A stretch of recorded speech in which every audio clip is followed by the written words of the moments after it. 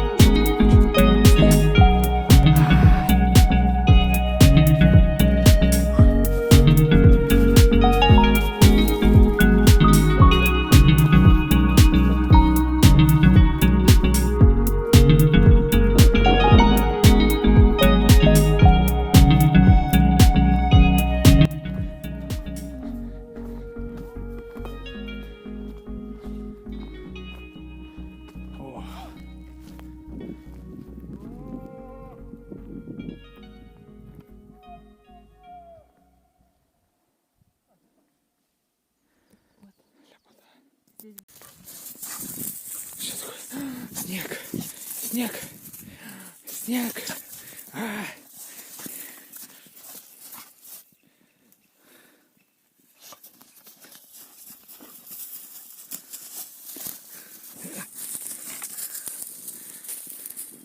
Да, но как Прошарено. что тут зубами отрывать? Конечно, как.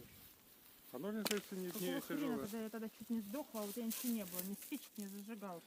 Ага, теперь он научен. Спички, зажигалки. А не помнишь, мы с тобой ходили на подкову?